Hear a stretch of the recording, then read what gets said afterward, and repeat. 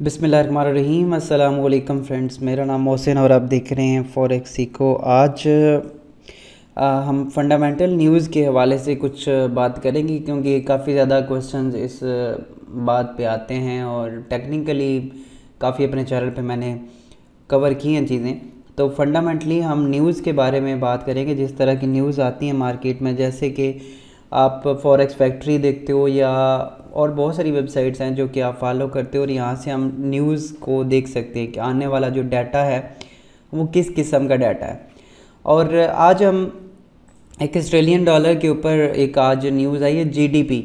अब सबसे पहले तो हम जीडीपी को समझेंगे क्योंकि ये सारी करेंसीज़ के ऊपर जीडीपी आता है और जीडीपी जब कोई भी कंट्री अनाउंस करती है तो उसका क्या अफेक्ट होता है, जीडीपी होता क्या है, उसको देख के क्या चीज़ें मैयर होती हैं और अगर जीडीपी आता है तो वो किस हवाले से मार्केट पे अफेक्ट करता है, तो वो सारी चीज़ें हम डिस्कस करेंगे। इसी तरह से आने वाली वीडियोस में जितनी भी न्यूज़ आती हैं, जैसे कि अनएम्प्लॉयमेंट रेट आते हैं और ये जितनी भी न्यूज़ आती हैं जो मार्केट पे अफेक्ट करते हैं, एफओएमसी होता है, वो सारी चीज़ें डिटेल से हम देखेंगे एक एक वीडियो में। आज हम सिर्फ जीडीपी पे बात करेंगे। जीडीपी आज ऑस्ट्रेलियन डॉलर का आया और ये आया 0.6%। इसका जो फोरकास्ट किया गया था ये 0.7% था। अगर आप इस पर क्लिक करोगे तो यहाँ पे लिखा आ रहा है कि actual greater than forecast is good for currency. अगर ये ज़्यादा होता है यानी कि ग्रीन में होता तो वो करेंसी के लिए गुड होता है, यानी कि ऑस्ट्रेलियन डॉलर के लिए अच्छा होता और ऑस्ट्रेलियन डॉलर की जो मार्केट है वो ऑस्ट्रेलियन डॉलर जो है वो स्ट्रांग होता है बाकी करेंसीज़ के अगेंस्ट। अब सबसे पहले समझने वाली जो बात है वो ये है कि जीडीपी आखिर होता क्या है और इसको क्यों जो है ना वो यूज़ किया जाता है। तो चैनल को सब्सक्राइब करें और बेल आइकन को प्रेस करें ताकि आप आने वाली वीडियो को देख सकें और इसी तरह की वीडियो जो है वो आपको रोज़ाना बेसिस पे मिलेंगी। अब एडवांस चीज़ें हम जो है ना वो कवर करने लगें ताकि हम आसानी के साथ जो मार्केट में वो एंटर हो सकें। अच्छा, जीडीपी का जो है वो है होता क्या जी, ग्रॉस डोमेस्टिक प्रोडक्ट इसको बोला जाता है। और जीडीपी कोई भी चीज़ है, कोई भी चीज़ दुनिया में जब बनती है या किसी भी तरह की जब अर्निंग होती है तो दो तरीक़ों से आप जो है ना वो अर्निंग करते हो। मैं यहाँ पे एक ओपन कर लेता हूँ नोटपैड और यहाँ पे आपको समझा भी देता हूँ। देखिए, दो तरीके से हम अर्निंग करते हैं। कोई भी इनकम जब किसी भी घर को आती है या किसी भी कंट्री को आती है तो दो तरीक़ों से इनकम जनरेट होती है।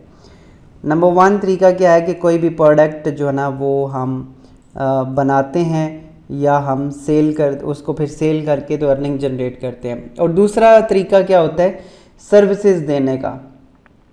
सर्विसेज आप दे सकते हो जिसमें कोई भी सर्विस हो सकती है। जैसे मुल्क अब कौन कौन से सर्विसेज प्रोवाइड करते हैं, हम जीडीपी एक पूरी कंट्री की बात करें तो सर्विसेज में आप देखें जैसे डॉक्टर है, डॉक्टर जो है वो अपनी कोई प्रोडक्ट नहीं बेचते हैं लेकिन सर्विसेज बेचते हैं। इसके अलावा आप देख लें जितनी भी एयरलाइंस हैं, एयरलाइंस में ऐसा नहीं होता कि आपने जैसे कि आप पाकिस्तान से बैठ के यूरोप जाना चाहते हैं और पीएए का जहाज़ आप यूज़ कर रहे हो तो वो पूरे का पूरा आप जहाज़ ही ख़रीद के और वहाँ पे जाओगे। वो प्रोडक्ट नहीं बेचते, आपको जस्ट सर्विसेज देते हैं एक जगह से दूसरी जगह पे ट्रांसफ़र करने की। इसी तरह से जितनी भी ट्रांसपोर्टेशन है, चाहे वो बसेस की है, चाहे वो आप टैक्सीज यूज़ करते हो, वो सारी भी इसी में आती है। इसके अलावा जो लेबर है वो भी इसी में आती है। कोई कंप्यूटर आप सही करवाते हो, कुछ भी लेबर कास्ट आप दे रहे हो तो वो सारे के सारे जो है ना वो सर्विसेज में आता है। तो एक जो मुल्क मेन इनकम जनरेट करता है वो सर्विसेज से जनरेट करता है। उसमें स्कूल्स भी हैं, ट्रांसपोर्ट है, कम्युनिकेशन के जिस तरह से आप टेलीफोन यूज़ करते हो तो वो जो जितनी भी कंपनीज़ हैं वो जो अर्निंग कर रही हैं आपको सर्विसेज दे के आपको एक दूसरे से कम्युनिकेशन का ज़रिया प्रोवाइड करते हैं और जिससे वो अर्निंग जनरेट करते हैं। और इसी तरह से अब और एग्जांपल ले लें, पार्लर हैं, सैलून्स हैं, वो सारे सर्विसेज दे रहे हैं, कोई प्रोडक्ट नहीं बेचते। तो ये सारी की सारी जो इनकम इस तरह से जनरेट होती है वो आपकी सर्विसेज के ज़रिए इनकम जो है ना वो जनरेट होती है। इसी तरह से अगर हम बात कर लें दूसरी जो तरीक़ाकार होता है वो होता है प्रोडक्ट का। प्रोडक्ट में आप जैसे कि कोई एक मुल्क जो है ना वो मोबाइल बना रहा है, कोई एक मुल्क जो है वो लैपटॉप बना रहा है, ठीक है, और आगे बेच रहा है, गाड़ियाँ बना के बेच रहा है, कपड़े बना के बेच रहा है, और इसी तरह से आप देख लो कि कोई भी कंट्री जो है ना वो उसमें किसी भी तरह की प्रोडक्ट बनाता है और बेचता है, लेकिन जो प्रोडक्ट बनेगी इसकी आप देख लो तो लास्ट प्राइस जो है ना वो इसमें मुहैया की जाती है। लास्ट प्राइस का मतलब क्या होता है, जैसे आप एक घर खरीदते हो, आपने घर खरीदा 50 लाख का, ठीक है, 50 लाख रुपए का आपने घर खरीद लिया।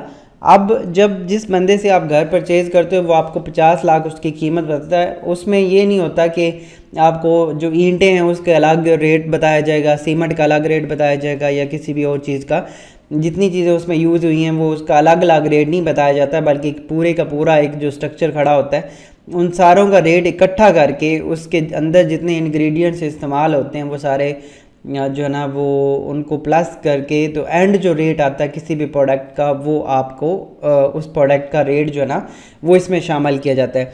इसी तरह आप देख लें लैपटॉप है, लैपटॉप के अंदर डिफरेंट कंपनीज़ की डिफरेंट चीज़ें इस्तेमाल होती हैं, जैसे कि इंटेल का प्रोसेसर है, रैम किसी और कंपनी की है, हार्ड डिस्क किसी और कंपनी की है, बट आपको लैपटॉप की एग्जैक्टली प्राइस यानी कि लास्ट प्राइस जो है वो इसमें इनकम में वो आती है।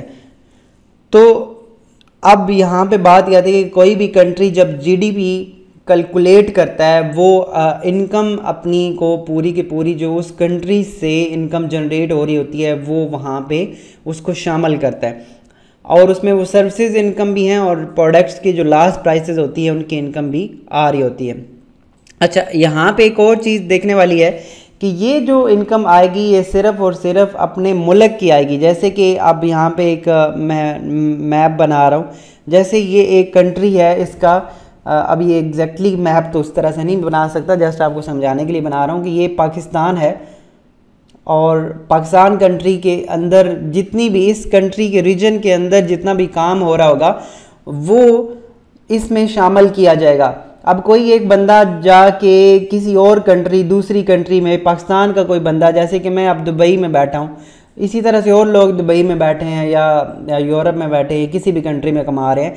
अब यहाँ पे ये बंदा 1 लाख फ़र्ज़ करें कि महीने के जो है ना वो बनाता है 100K, लेकिन ये जो बंदा अब जैसे कि कोई भी पर्सन है, जैसे मिस्टर ए है, वो अगर बंदा दुबई में जाके पैसे बना रहा है बंदा पाकिस्तान का, लेकिन वो बैठा हुआ दुबई में है, तो ये जो इसकी अर्निंग है वो अर्निंग पाकिस्तान की जीडीपी में कैलकुलेट नहीं होगी, वो कैलकुलेट होगी दुबई की जीडीपी के अंदर, वो जहाँ पे वो अर्निंग बना रहा है और जिस मुल्क यानी कि एक जो डोमेस्टिक एरिया है, जो अपना रीजन है, जो अपना एक मैप है, उसके अंदर अंदर जो भी चीज़ें हो रही है। इसी तरह से अगर हम बात कर ले, अब जैसे टेलीनॉर एक कंपनी है, टेलीनॉर अब आई थिंक सो नॉर्वे की कंपनी है, और पाकिस्तान में वो एक कम्युनिकेशन जो ना वो सर्विसेज दे रही हैं, लेकिन इसकी जो अर्निंग है वो पाकिस्तान की इनकम में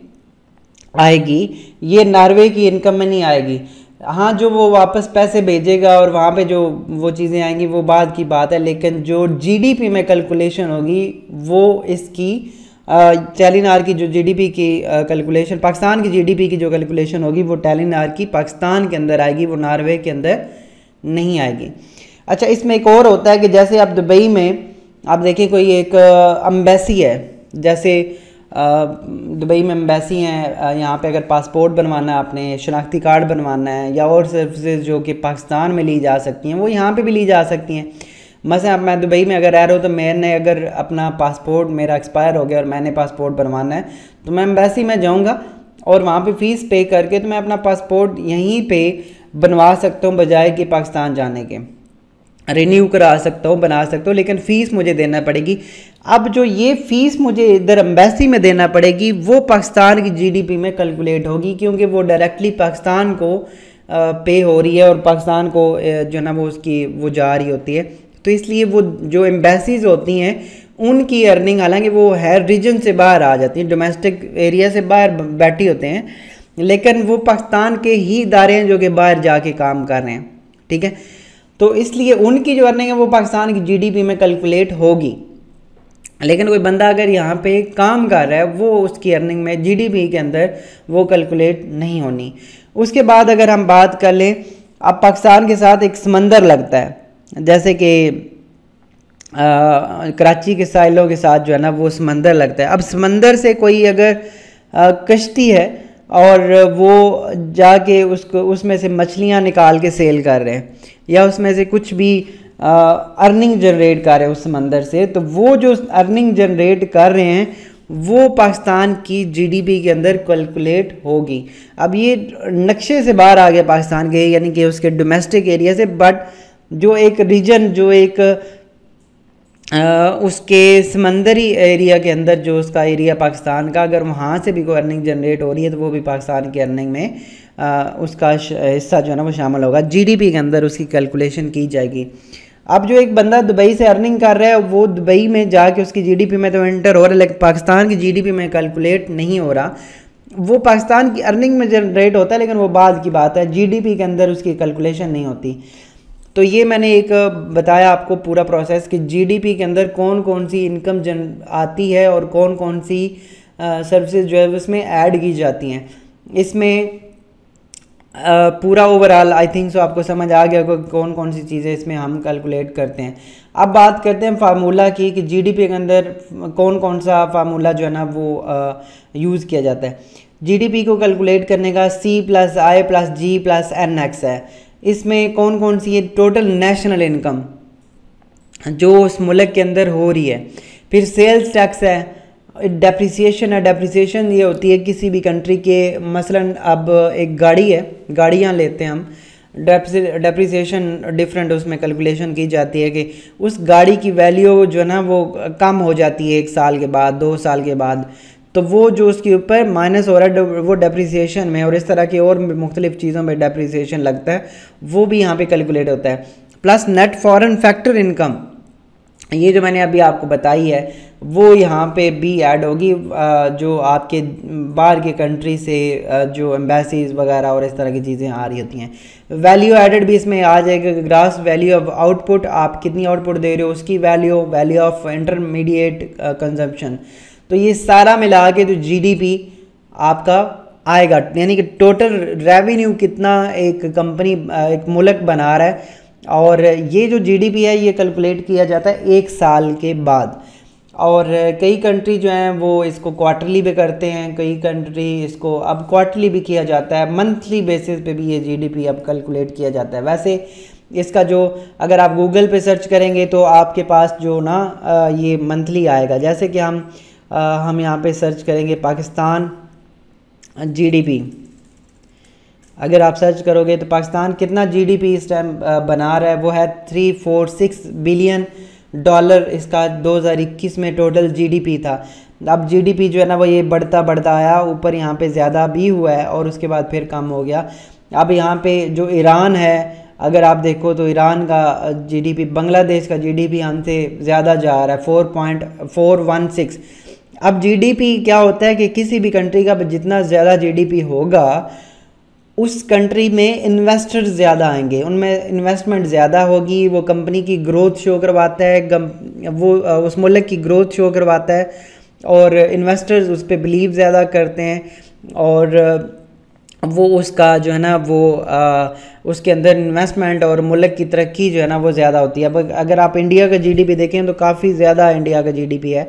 अब जैसे पाकिस्तान में $346 बिलियन आप देख रहे हो, लेकिन इंडिया में अगर हम चले जाएं तो ये 3.1 ट्रिलियन है, यानी कि हमसे कई गुना ज़्यादा इनका जीडीपी। हमारा 346 बिलियन है और इंडिया का जो है $3 ट्रिलियन का जीडीपी है।